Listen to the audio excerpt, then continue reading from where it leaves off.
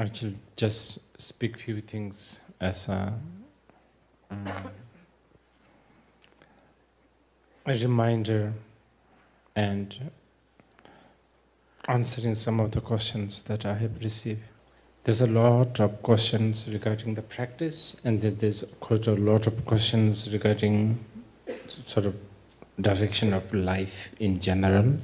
I think it is okay for me to sort of say something in general which hopefully will answer mm, quite a lot of these questions. This thing called life, the biggest challenge in this so-called life has this big element of what we call mind. We are assuming that this floor doesn't have mind. All these inanimate things have no mind.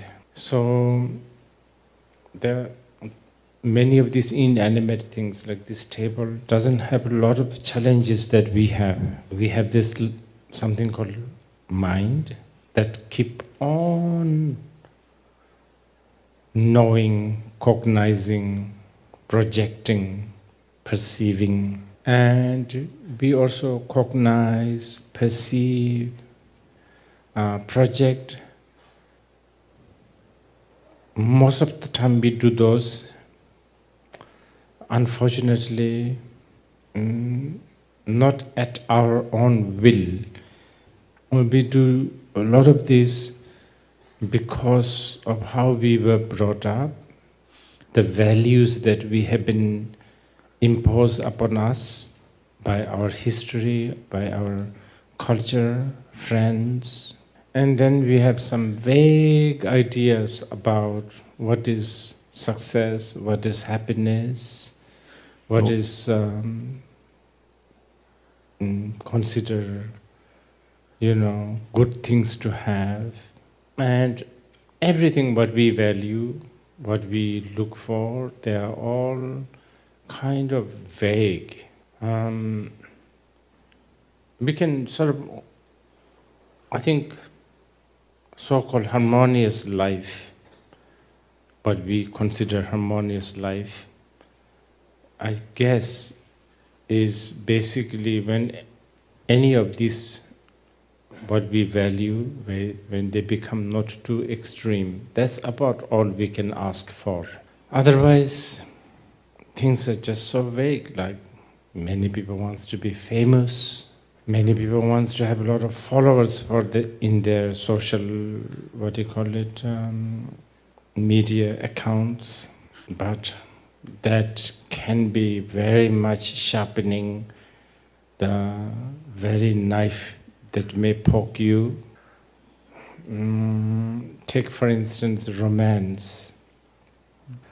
If it gets over the top, it's so exhausting, and basically you're under the power of someone else. That's just the opposite of what we want. And so, anyway, bottom line, so-called this life, we have this mind, and taming this mind, not just taming the mind, getting to know what this mind is, that is basically the sort of foundation of what we call dharma. And actually, if you pay some attention, it really, really is key to your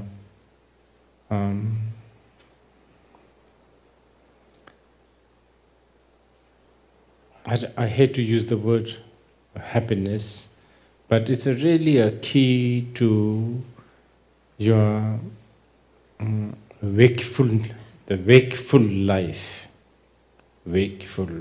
For instance, we don't, mindlessly, carelessly walk on the edge of a cliff, because we are kind of wakeful about what can happen if you fall.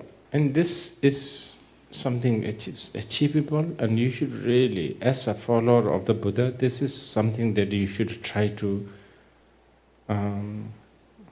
treasure, this wakefulness. From sitting, watching breathing, all the way to circumambulating Ushnisha Vijaya Stupa, it's really all related to that. For instance, just the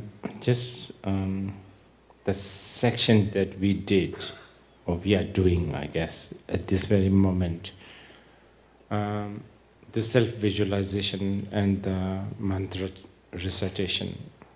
Self-visualization is really not so much, it's really not actually not at all to think about how great you are, how beautiful you are.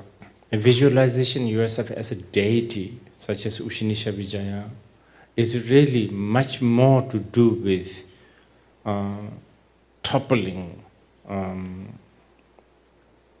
defeating this constant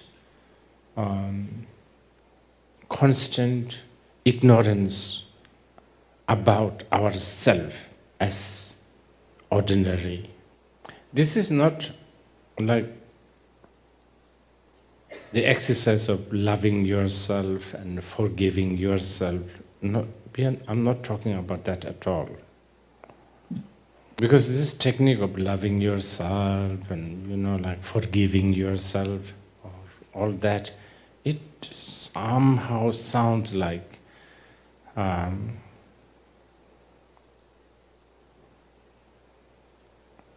there's a skeleton in the closet. It's just, knowing yourself as it is. Or, in other words, realizing you are not what you think you are, using all these references that you have been taught. Okay, so one question is, this is a classic question, how to practice, in general, in our day-to-day life. Just always try to remember that things change. This is easier said than done. Theoretically, it makes sense, I'm sure, for a lot of you, but to live with that is difficult. Because a lot of the things that we are surrounded with, they always make you forget that. They always make you believe that it's going to be just like this after 10 years. But I'm going to think today, I will be thinking like this after tomorrow, maybe tomorrow, next year. But this is never the case. Experience, one after another, has proven that. We don't even need the Buddha to tell you this. Yeah, I think remembering this this will really do wonders for you. It will really sober you up from unnecessary assumptions and expectations and hope and fear. And then thinking that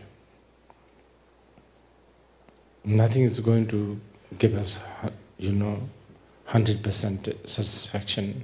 Of course, again, theoretically, no one can, argue with that. But I think here the point is not to be too obsessed with something. Because when we are too obsessed, it is an indication that we have forgotten that nothing is going to give us the 100% satisfaction. I'm not talking only about the obsession on food and stuff like that. I'm talking about obsession with ideas, the way we think, just even all those. Even these things like ideas, Then as a tantric practitioner, I am assuming since you are here, in order to really perfect ourselves, in order to have a perfect realization of how things are illusory, we have the practice of Ushnisha Vijaya. Even to think of her momentarily will do the job. If you want to elaborate, of course, you can do the full scale this ceremony. Just reciting the Dharani alone is also good enough. And it has, as we have been experiencing, it is really good to do this in group like this. The group phenomena is powerful. Group karma is very powerful. So time to time, gathering like this and dedicating our effort, our motivation, our aspiration definitely has a, sort of thinkable power. Yes, of course, the world is becoming very volatile, but we can learn to be very savvy with it. And one of the tools to learn to be savvy is by really not forgetting the power of the mantras and dharanis. This is what Vajradhara said. Even the sky can fall, but the power of the mantra can never fall. Even having this conviction and then doing the dharani is not only going to benefit yourself, your longevity, prosperity, bodhicitta, longing for the truth. It also will impact the world, the earth, the ecology, everything. This is how I believe. This will also alter consciously and unconsciously mind and thinking of our leaders. And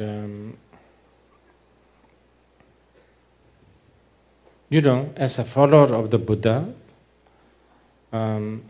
having an opportunity to really practice the Dharma is all, that is the paramount. Even if there is no war in the earth, all trees grow very healthy, and all the, no more global warming. If there is no Dharma, for someone who followed the Buddha, not interested. That's like checking into a good resort. Soon you'll have to check out. Sooner or later you have to check out. And even if you don't need to check out, what will you do? It's so boring. Okay, that's it.